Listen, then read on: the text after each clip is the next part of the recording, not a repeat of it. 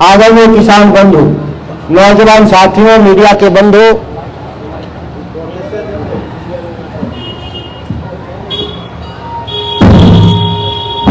अभी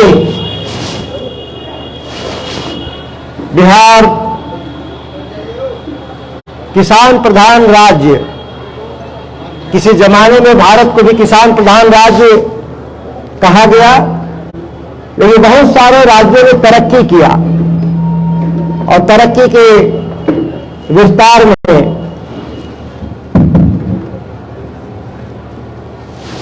में शहरीकरण काफी हुआ है। लेकिन बिहार राज्य आज भी देखा जाए तो शहरीकरण नहीं के बराबर हुआ। कहा भी जाता है इस देश में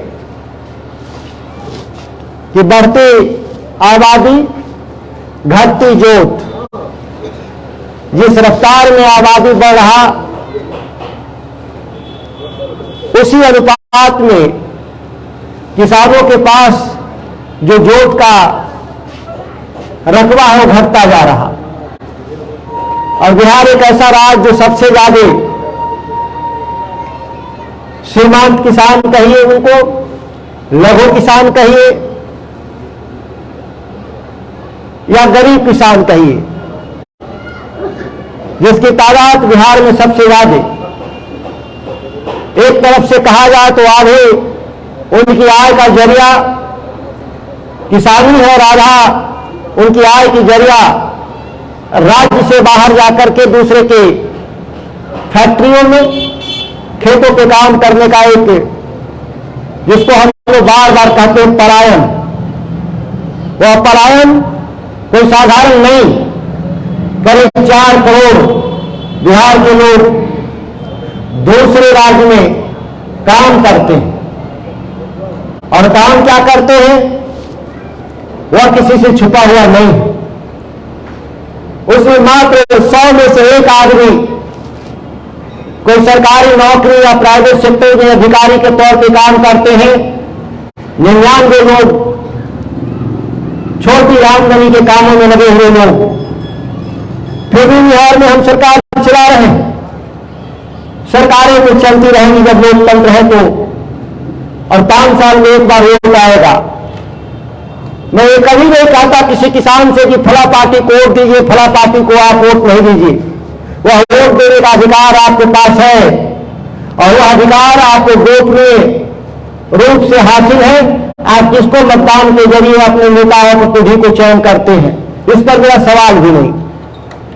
लेकिन एक बात तो हमेशा याद रखना होगा, आप सभी जो बैठे हुए लोग हैं किसानों के प्रतिनिधि, कि जिनको चुनते हैं आप, जो भी जनप्रतिनिधि चुनते हैं, लोकतंत्र में सांसद का भी चुनाव है, विधायकों का भी चुनाव है और त्रिस्तरीय पंचायती राज का भी चुनाव है। लेकिन उन चुनाव से जीते हुए लोगों से काम कौन लेगा? काम आप नहीं लेते, काम मानते भी नहीं, शायद काम के आधार पर आप वोट देते भी नहीं। जाति और धर्म के बारे में हम लोग कभी सोच कर निकलते नहीं और हम लोग मतदान करते हैं और चुनते हैं जनप्रतिनिधि। और जो जनप्रतिनिधि चुनते हैं वो कभी ध्यान नहीं देते कि आपके हितों के लिए, आपके हक के लिए वह सदन के भीतर या सदन के बाहर कितनी बार बात बोला। और जब तक आप दबाव नहीं बनाइएगा एक चुने हुए जनप्रतिनिधियों पे, तब तक ये बात बनेगी नहीं। और सरकार जो में बैठे लोग हैं वो आते ही जनप्रतिनिधियों के चलते सरकार में है। लेकिन लोकतंत्र के बारे में कहा जाता है कि विधायिका कार्यपालिका को चुनती है, लेकिन ठीक उलट है। यहां कार्यपालिका ही सर्वोच्च हो गई। जो राज्य के मंत्री और मुख्यमंत्री हैं वही सर्वोच्च हो गए, बाकी लोग पिछड़ गए। भारत के संविधान में ऐसा प्रावधान नहीं था। संविधान में प्रावधान था कि पार्लियामेंट सर्वोच्च होगी, विधायिका सर्वोच्च होगी, कानून के दायरे में कानून बनाने का अधिकार होगा, वह आपके हितों के लिए कानून बनेंगे। लेकिन आप याद करिए, यही बिहार विधानसभा के कार्यपालिका के प्रमुख माननीय मुख्यमंत्री ने 2006 में मंडी कानून को खत्म कर दिया था। जो धीरेन्द्र जी ने कई समस्याओं का किसानों का जिक्र किया, वह समस्या के मूल पर जाना होगा। समस्याएं अनंत हैं और ये कभी हर वक्त पर आती रहेंगी नई तरह की चुनौती। जब आपके पक्ष में कानून नहीं होंगे, आपके पक्ष में काम करने वाले लोग नहीं होंगे, तो यह समस्याएं घटने की जगह बढ़ती जाएंगी और लगातार बढ़ेगी। आप याद करिए 2006 में जब मंडी कानून बिहार में समाप्त किया जाता है तो राज्य के भीतर धीरे धीरे किसानों की आमदनी घटने लगती है। एक तथ्य और आंकड़े के साथ सरकार के चंद बड़े लोगों ने कहा कि 2006-9 तक 8-9 तक बिहार में धान खरीद नहीं होता था, गेहूं खरीद नहीं होता था, एफसीआई काम नहीं करती थी। लेकिन एक वो झुठलाने का काम किया, उस तथ्य को झुठलाने का काम इस संदर्भ में किया कि उस समय को ध्यान रखिए, हमारा उम्र करीब 48 साल 47 साल हो रहे हैं। आप लोग जो बैठे लगभग उसी समय के हैं लोग। ज्यादातर लोगों ने देखा होगा तब बाजार का मूल्य और सरकार के घोषित मूल्य के बराबर का अंतर नहीं होता था, रेट बराबर मिलता था। जब रेट बराबर मिलेगा बाजार में और एफसीआई आएगा। आज तो मजबूर हैं हम, आप कोई भी फसल को उठा के देख लीजिए, हम सरकार के पास इसलिए मजबूर है बेचने के लिए कि बाजार में बाजार समितियां खत्म, एपीएमसी एक्ट खत्म, मंडी कानून खत्म। हम बेचने के लिए जाएंगे कहां? बेचने के लिए वही सरकार के जो टैक्स है वही एक एजेंसी के तौर पे काम कर रही। हम लोगों ने कहा था जब हम बिहार में पार्टी में चुनाव लड़ रहे थे, राष्ट्रीय जनता दल का घोषणा पत्र था, राष्ट्रीय जनता दल के कार्य समिति के द्वारा प्रस्ताव पारित था कि अब बिहार की सत्ता में आएंगे तो बिहार के किसानों को हम मंडी एक्ट देंगे और धान और गेहूं खरीद में, मक्के के खरीद में हम लोग मल्टीपल एजेंसी की व्यवस्था करेंगे। लेकिन क्या हुआ? सही लोगों को पता है, कोई छुपा हुआ नहीं है। लोग कहते हैं कि बिहार में शराब जहरीला है, ये जहरीला है, नहीं पीना चाहिए। लेकिन सबको पता है कि जहरीला शराब होम डिलीवरी हो रहा है। लेकिन ठीक वहीं पर किसानों की खेती के लिए हमको बीज और खाद की जरूरत है, होम डिलीवरी नहीं हो सकती क्या? जिस राज्य में जहरीला शराब घर घर तक होम डिलीवरी हो सकता, तो क्या सरकार, बिहार की सरकार किसानों को फर्टिलाइजर और सीड उसके घर तक होम डिलीवरी नहीं कर सकती है क्या? इसमें कौन बड़ा विज्ञान है? विज्ञान नहीं, केवल इच्छा शक्ति की जरूरत है।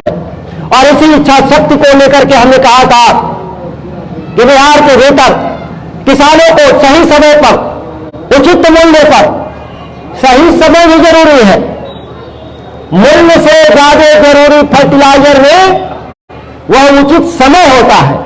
खेती का एक समय होता है। अगर आप समय पर खेती नहीं करिएगा तो आपका कितना भी उसमें फर्टिलाइजर डाल दीजिए, पेस्टिसाइड डाल दीजिए, मेहनत कर लीजिए, उत्पादन नहीं होगा। बिना मौसम का कोई चीज पैदा कर सकते हैं? नहीं, पैदा होगा उसी मौसम में। तो उस मौसम में पता चलता है कि बिहार से हमेशा खाद गायब रहता है और किसानों को सड़कों पे, आप इस ठंड के मौसम में किसी भी फर्टिलाइजर की दुकान पे बिहार में चले जाइए, दर्जनों नहीं सैकड़ों की तादाद में। और इस इलाके का खेती के बारे में मेरा अनुभव इसलिए कम है, ये मक्का का बेल्ट है, शायद थोड़ी खेती पहले हो जाती है, लेकिन हमारे इलाके में जो गेहूं का सीजन है भी, आप जाइएगा किसी फर्टिलाइजर की दुकान पे, बिस्कोमान की दुकान पे, सैकड़ों नहीं 200-300 लोग लाइन में खड़ा है और कोई दिन ऐसा नहीं जो लॉ एंड ऑर्डर का समस्या नहीं, पुलिस लाठी से उनको ना पीटती हो। किस लिए? लोग बार बार कहते हैं भारत में राष्ट्रवाद चाहिए, जो दिल्ली की सरकार बैठी हुई है। राष्ट्रवाद होता क्या है? सबको पता है। जब इस देश के लोग 1966 में सूखा पड़ गया था काल, लाल बहादुर शास्त्री देश के प्रधानमंत्री थे, 2 वक्त का भोजन नहीं मिल रहा था देश में, और हमारे देश के प्रधानमंत्री अमेरिका के सामने कटोरा लेकर के गए थे कि हमको भीख में अनाज दे दो। और जब अमेरिका ने और दुनिया के देशों ने कहा हम अनाज नहीं देंगे, तो किस टूटे मन से, किस निराश भाव से देश के प्रधानमंत्री भारत आते हैं और कहते हैं कि हम दुनिया के सामने झुकेंगे नहीं। ख्याल कर लीजिए, हम दुनिया के सामने झुकेंगे नहीं, हम एक वक्त कम खाएंगे। नारा दिया था उन्होंने, हम एक वक्त भूख उपवास करेंगे, लेकिन हम अनाज पैदा करने की लड़ाई लड़ेंगे। और उन्होंने जय जवान और जय किसान का नारा दिया था। जिनके घर में अनाज पैदा करने वाले किसान होते हैं, उसी के घर से निकला हुआ जवान भी होता है। ये जवान शहरों में रहने वाले दिल्ली बॉम्बे के लोग नहीं है। सीमा पर सुरक्षा करने के लिए कोई भी सैनिक शहरों से आपको निकलता हुआ नहीं दिखेगा। जिन खेतों से पैदा करते हैं अनाज, उसी खेतों से ही हम जवान पैदा करते हैं जो देश की रक्षा करते हैं।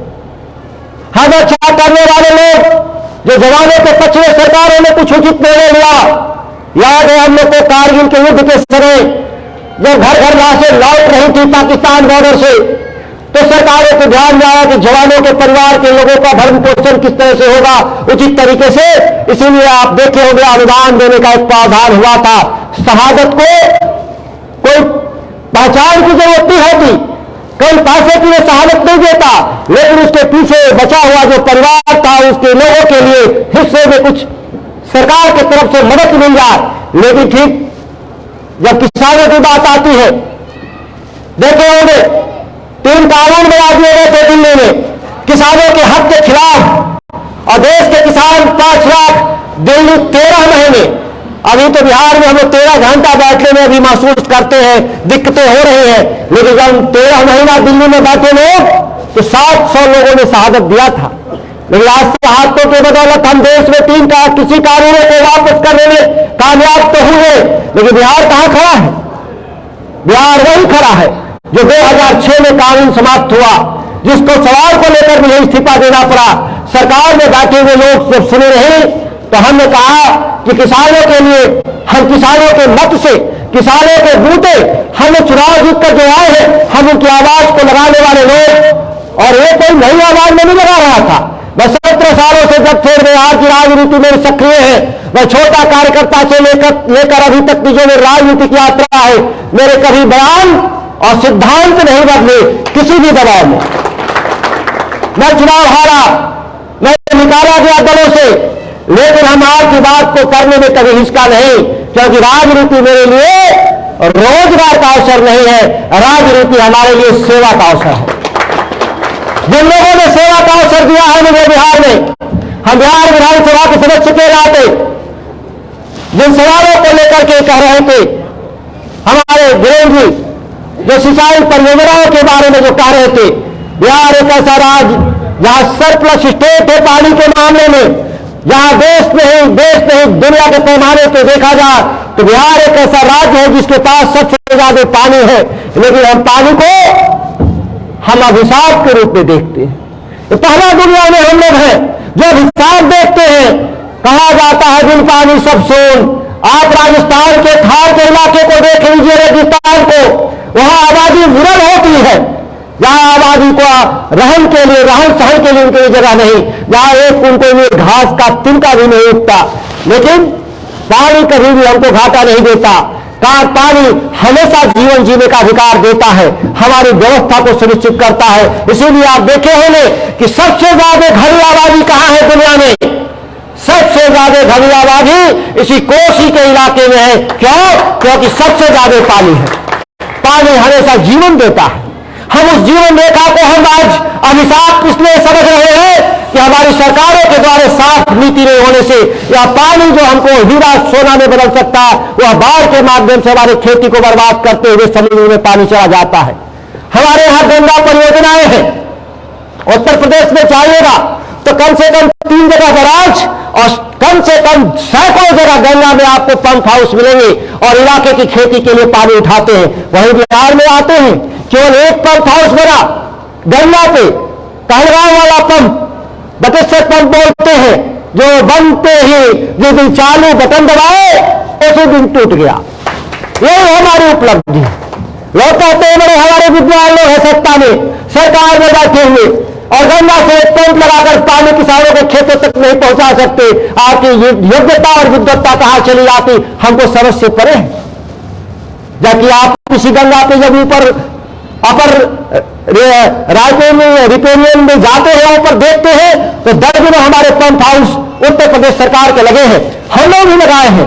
कैमूर के इलाके में पंप हम गंगा में नहीं लगाए हैं। मेरे पास गंगा नहीं है, हमारे पास छोटी नदियां हैं। हमारे पास वो नदी है जिसको बोलते हैं करमनासा नदी बोलते हैं, दुर्गावती नदी बोलते हैं। दुर्गावती पर हमारे पास एक जलाशय भी है, बड़ा जलाशय, लेकिन हम उससे पंप हाउस से हम हजारों हेक्टेयर अगर हम उसको एकड़ में देखें तो 1 लाख एकड़ हम पटवन करते हैं छोटी नदियों में पंप हाउस लगा करके, बड़े बड़े पंप हाउस। ये छोटे ट्यूबवेल नहीं, एक जो 17 हाउस पावर के लगे हुए रोज बिगड़ जाते हैं, हम लोग एक पंप हाउस लगे हैं, 1500 हाउस पावर के पंप लगे हुए हैं और दर्जनों की संख्या में लगे हुए हैं। कल्पना करिए, एक पंप हाउस आपका कम से कम 5000 ट्यूबवेल के बराबर होता है, 5000 ट्यूबवेल के बराबर।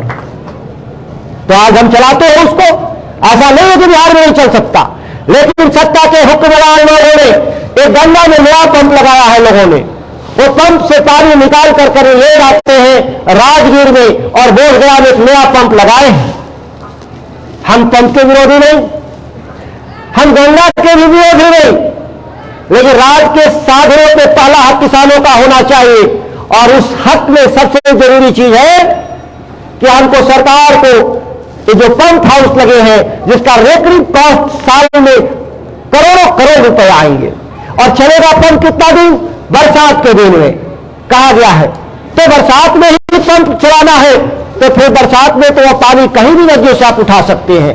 ये सोनकान नदी जिसके कनाल सिस्टम के जरिए बिहार का आधा से अधिक खाद्यान्न पैदा करते हैं, केवल एक कनाल सिस्टम में, सोनका इंद्रपुरी कनाल सिस्टम बोलते हैं उसको, बड़ा सिस्टम, उसके जरिए इस राज्य का 50% से ज्यादा खाद्यान्न हम पैदा करते हैं। इतना पानी उस नदी में है।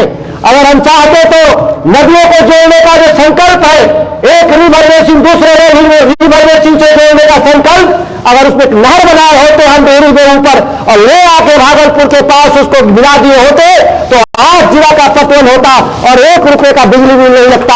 लेकिन नहीं, आप ये नहीं करिएगा। क्यों? आप इंजीनियर हैं, सत्ता में बैठे हुए प्रमुख लोग का दावा है कि हम इंजीनियर हैं, लेकिन इंजीनियरिंग का बोध भी पता नहीं कैसे समय पर जब विकास के असल मॉडल लागू होते हैं तो अब पिछड़ जाता है, वह दिमाग कहीं न कहीं चौक हो जाता है। अब जिस कारणों से होता होगा उसका जवाब वो लोग देंगे। तो ये बिहार के भीतर मैंने कहा था कि फर्टिलाइजर की समस्या का समाधान है, उसमें दोषी केवल बिहार सरकार अकेले नहीं, भारत सरकार भी दोषी है उसमें।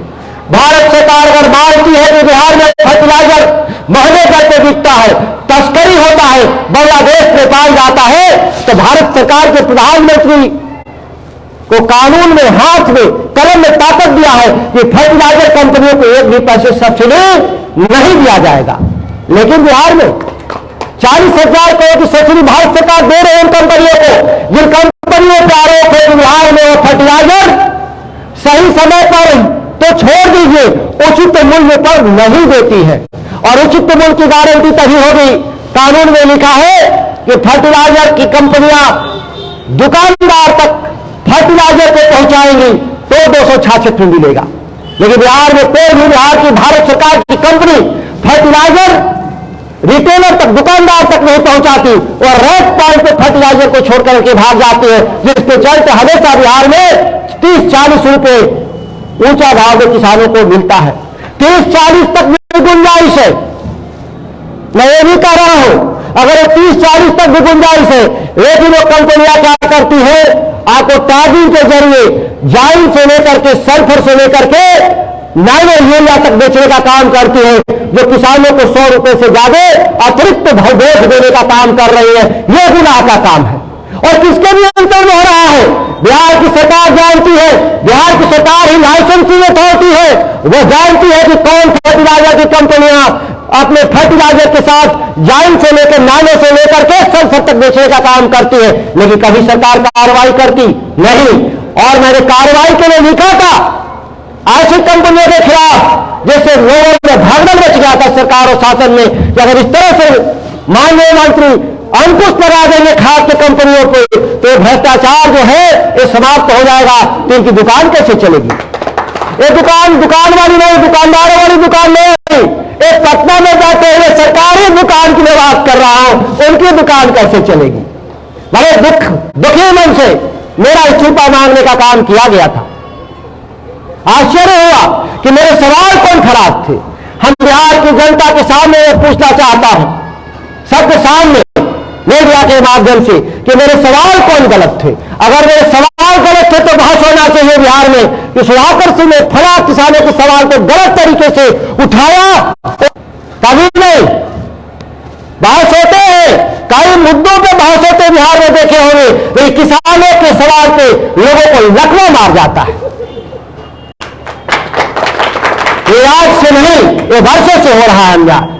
ये वर्षों से अन्याय के खिलाफ जब मैंने चुनौती दिया, जब आवाज बुलंद किया, तो सरकार संकट में आ गई। तो सरकार को मैंने कहा सरकार चलना जरूरी है, इसीलिए मैंने इस्तीफा देने का निर्णय किया। क्या सरकार चला लो? लोगों को लगता है इस राज्य के भीतर कि बिना कुर्सी की सेवा नहीं हो सकती। जिस दिन महात्मा गांधी इस देश के स्वतंत्रता नायक भारत के बापू अंग्रेजों के खिलाफ जब हुंकार भर रहे थे, उनके पास था क्या? उनके पास एक लाठी था और एक धोती, और जब निकले उसके खिलाफ उस सत्ता को चुनौती देने के लिए जिसके राज में कभी सूर्यास्त नहीं होता था। इतना बड़ा राज्य था उसका, अंग्रेजों का, दुनिया भर में सूर्यास्त नहीं होता था, और तब चुनौती देने का काम किया था। तो उनके पास कौन सत्ता था?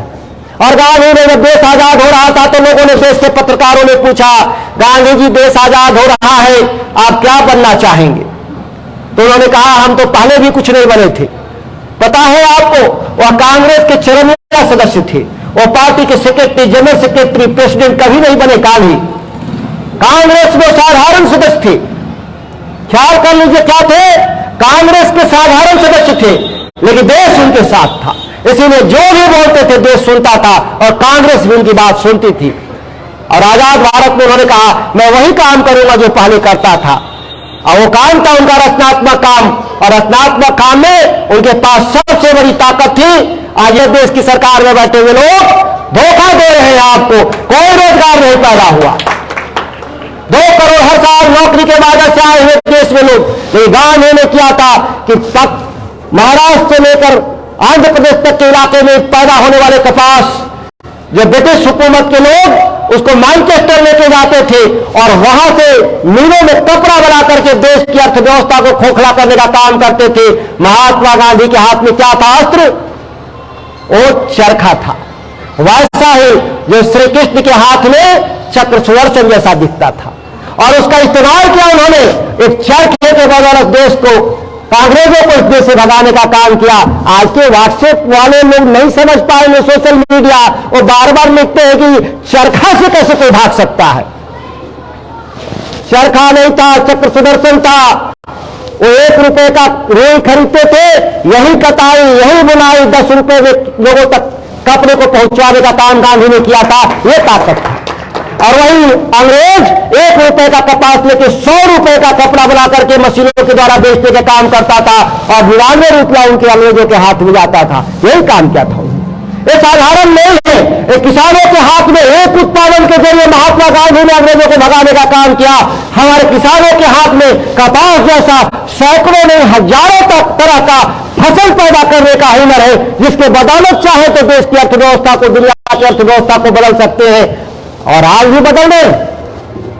लेकिन वो बदलाव किसानों के हाथ में ले जा रहे हैं, वो आमदनी किसानों के हाथ में ले जा रही है, वो पैसे कारोबारियों के हाथ में। वो पहले अंग्रेज गोरे लोग देश में काम करते थे, आज हमारे जैसे देश में, इस देश के अदानी अंबानी काले लोग काम कर रहे हैं, उनके हाथ में पैसे जा रहे हैं। उसके लिए हम मंडी कानून को इस राज्य और देश में खत्म करने का षड्यंत्र रचा गया था अंग्रेजों से थे, और आज की सरकारों में कोई फर्क नहीं है। उस समय भी अंग्रेजों ने किसानों का शोषण करने का काम किया था, और आज भी सत्ता में बैठे हुए लोग बिहार में हो चाहे देश में, वो शोषण करने का काम कर रहे हैं। ये हमारे सामने असल चुनौती है, और इससे लड़ने का हमको लड़ाई किसानों को लड़ना होगा। और बिहार हमेशा क्रांतिकारियों की भूमि रही है। देश की आजादी की लड़ाई कहां से शुरू होती है? याद करिए ठीक से, देश की लड़ाई, किसानों की लड़ाई शुरू होती है वह चंपारण से शुरू होता है। महात्मा गांधी आए थे, नील की खेती करने वाले लोग, अंग्रेज जो यहां खेती कराते थे, उस खेती के जरिए बिहार के किसानों के हितों के खिलाफ वो आंदोलन चला रहे थे। और महात्मा गांधी आते हैं, 4 महीना रहते हैं और मोहनचंद करमचंद गांधी से महात्मा गांधी के रूप में उनकी पर्सनालिटी तब्दील होती है। वो बिहार की भूमि है और इस देश की आजादी की लड़ाई जिसकी चर्चा हम लोग करना चाहते हैं, इतिहास के पन्ने में नहीं, वह आजादी की लड़ाई नहीं थी, वह किसानों की आजादी की लड़ाई थी। जिसको लोग राजनीतिक आजादी की बात करते हैं कभी कभी, वह राजनीतिक आजादी की लड़ाई नहीं थी।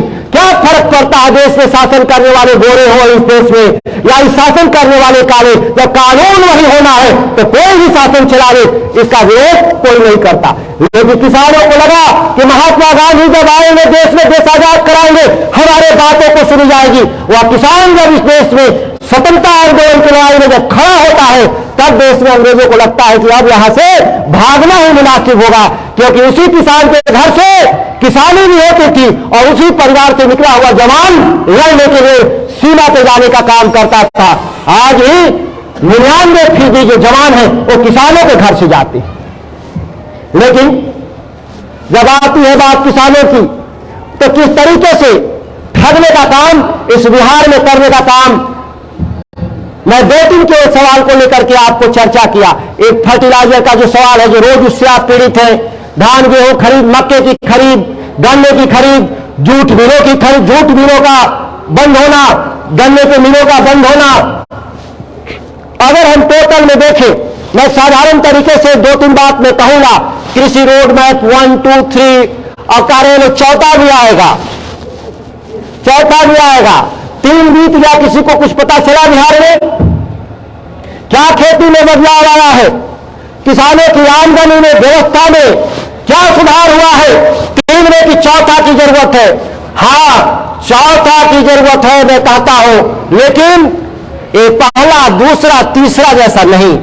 चौथा किसानों के हिसाब से होना चाहिए। मैं सारे समय नहीं लूंगा, 5 मिनट में अपनी बात समाप्त करूंगा। कृषि रोड मैप को लेकर के चर्चा करके, ठंड काफी है, बीच में लगा कि ठंड चला जाएगा, फिर वापस आया है, कोई बात नहीं। कृषि रोड मैप 1, 2, 3 में कहा गया ये 22 है, खत्म हो रहा, 23 आ गए, ये खत्म हो गया, समय पूरा हो गया। कहा गया था कि बिहार में कृषि रोड मैप 2 और 3 के जरिए हम बिहार में उत्पादन, हम अनाज का हम 1 करोड़ 80 लाख टन से बढ़ा करके हम 3 करोड़ टन करेंगे। और 3 करोड़ टन करने के लिए लोगों ने 3,10,000 करोड़ का बजट बनाने का काम किया। और 10वें साल में मैंने समीक्षा में कहा कि मेरा उत्पादन कितना हुआ है, तो पिछली साल 1 करोड़ 79 लाख उत्पादन हुआ। मतलब पिछले 10 साल में 1 लाख क्विंटल घट गया। आप तो बढ़ाने की बात कर रहे थे ना, 180 से 3 तक पहुंचाने की बात थी, और हुआ क्या? 1 लाख टन उल्टे घट गया। यही तो मेरा सवाल था, इस पर नाराज होने की क्या जरूरत है? किसी को नाराज होने की क्या जरूरत है? या तो सही से जवाब दे दो, या कह दो कि ये हमसे नहीं हो पाया, हम आगे ठीक कर देंगे। ये 2 ही बात होती है। लेकिन बड़े नाराजगी भाव से कहा गया बिहार में बहुत बदलाव हुआ है। तो मैंने वही तो पूछा था कि बदलाव कहां है? अगर किसी क्षेत्र में कोई बदलाव हो तो मुझे दिखा दो भाई। सरकारी आंकड़े, आंकड़ों की भी खेती जो है ना, वो अद्भुत होती है, अजीब होती है। लोगों को पता ही नहीं चलता कि जो कहा जा रहा है हुआ कि नहीं। लेकिन हम आंकड़े की खेती में, मैंने कहा कि हमको दिखा दो, हम मान जाएंगे? नहीं। हर खेत तक पानी पहुंचाने का लक्ष्य रखा था लोगों ने, तो हर खेत तक पानी कैसे पहुंचेगा? ये बिजली के कनेक्शन से पहुंचेंगे, तो बिजली हर खेत तक पहुंचाएंगे नहीं तो उत्पादन कैसे बढ़ेगा? 1.5 साल से सुविधाएं, बिजली विभाग एग्रीमेंट करने के लिए सुविधाएं चलाता है, जिस पर ऑनलाइन अप्लाई करते हैं कि हमको मशीन चलाना है, पानी वाला मशीन, और 1.5 साल से बंद पड़ा हुआ है। तो हम डिमांड ही नहीं कर सकते बिहार में कि हमको बिजली का कनेक्शन चाहिए, तो हम किस प्लेटफॉर्म के जरिए हम डिमांड करेंगे? हमको पता ही नहीं। किस राज्य ने कहा है नहीं चल पा रहा है ऑनलाइन, और आप कह रहे हैं बिहार को बदल देंगे, बिहार के खेतों को बदल देंगे। नहीं, आप झूठ बोल रहे हैं। आप कह कुछ रहे हैं और कर कुछ रहे हैं। ये विधानसभा में भी मैंने बोला था कि हर खेत को पानी कैसे पहुंचा दीजिएगा जब आपके पास सुविधा बंद है। आप हर खेत तक बिजली नहीं पहुंचाना चाहते। 3,10,000 करोड़ में किसानों को बिजली नहीं पहुंचा। इससे भी दुर्भाग्यपूर्ण स्थिति इस राज्य के भीतर नहीं पैदा हो सकती। दूसरी बात कहा गया था कि किसानों की बिहार में जोत छोटी है, और वो जोत छोटी में अलग अलग टुकड़े टुकड़े में है, चकबंदी नहीं हुआ है। तो चकबंदी नहीं होने से एक ही किसान को 5 जगह अपनी व्यवस्था करना पड़ता है। 4 मौजे में उसका खेत है तो 4 जगह उसको व्यवस्था करना पड़ता है। लेकिन उसको एक ही व्यवस्था से अगर कि भारत सरकार के द्वारा गठित मूल्य आयोग के सामने बिहार को स्पेशल केस के रूप में जाना चाहिए, क्योंकि बिहार के किसानों को बिजली से खेती नहीं करता, डीजल से खेती करता है, तो उसकी लागत बढ़ जाती है। उसके खेतों में 5 जगह बोरिंग करना पड़ता है, इसीलिए 5 जगह उसका साधन की व्यवस्था करना पड़ता है, इसीलिए उसकी जोत की लागत बढ़ जाती है। उसके फर्टिलाइजर का लागत इसलिए बढ़ जाता है कि कभी भी उचित मूल्य पर उसको फर्टिलाइजर नहीं मिलता है, उसको बाजार में ब्लैक के जरिए खरीदना पड़ता है। इसके भी जोड़ लीजिए। ये तमाम ऐसे जो खर्चे हैं जो लगातार ज्यादा है। न्यूनतम मजदूरी बिहार में कितना है? मनरेगा में याद है आपको? कोई जानते हैं आप लोग? 220 रुपया। और हमारे पूरे बिहार में खेतों पे काम करने वाला 300 रुपया से कम पर कोई खेत में आदमी नहीं मिलता है। 400 मैंने न्यूनतम हमने बोल दिया, न्यूनतम बोल दिया, ज्यादा लेते हैं लोग। तो सवाल है कि सरकार कह रही है कि हम 220 पर आपको मजदूरी आपको देना पड़ा, हम देते हैं 300 रुपया। तो इस तरह से देखा जाए तो सरकारें आंख में धूल झोंक रही है किसानों का। कहती है आय बढ़ गया। कैसे आय बढ़ गया? खर्चे को जोड़ने के समय सस्ता वाला और अनाज को बेचने का दाम महंगा वाला जोड़ के दिखाता है। बिहार में कितने लोगों को एमएसपी मिलता है? मात्र 33% लोगों को एमएसपी मिलता है, मिनिमम सपोर्ट प्राइस। और वह भी 33% लोगों में से ज्यादातर लोगों को खरीदता ही नहीं टैक्स वाला। वो बाजार में से धान खरीद कर चावल बना करके किसान के नाम पे जमा कर देता है। किसान को पता ही नहीं है कि उसके नाम पे चावल जमा हो गया, और कोऑपरेटिव बैंक में फर्जी तरीके से पैसा निकाल लेता है। ऐसा हजारों उदाहरण मैंने सरकार के सामने दिया है कि जो कोऑपरेटिव बैंक में है, किसान घर में ही सोया रहता है, उसका अंगूठा लगा करके टैक्स वाला और दस्तखत मिला करके टैक्स वाला उसके नाम से पैसा निकाल लेता है और कह रहे हैं कि बिहार में ईमानदारी है, न्याय का शासन है। नहीं, ये लूट का मॉडल है बिहार में। इस तरह से डिजाइन किया गया है पूरे लूट तंत्र को कि बिहार की पुलिस भी जांच करने में फेल कर जाएगी। जांच दे दीजिएगा तो नहीं पकड़ पाएगी पुलिस। इस तरीके से, इसलिए कि तमाम जो गड़बड़ी है वह सत्ता संरक्षित है, और जब सत्ता संरक्षित हो तो उसको आप नहीं पकड़ सकते।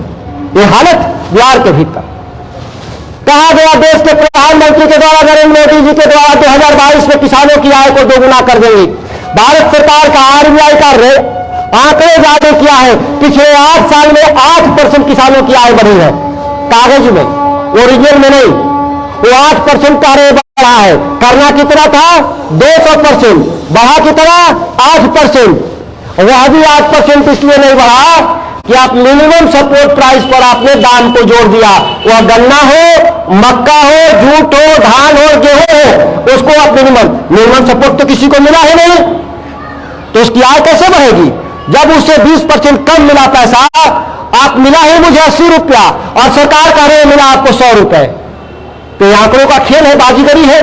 तो एक आंकड़े जो आंकड़ों में उलझे हुआ इस देश और राज्य के किसान को समझ में नहीं आता कि हम कौन रास्ता अख्तियार करें।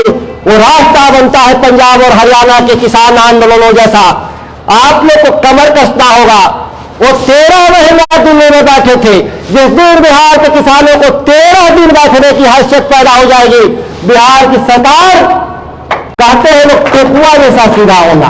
सबसे सीधा किसको माना जाता है? टेकुआ को, रजाई सिलने वाली, वैसा सीधा हो जाएंगे।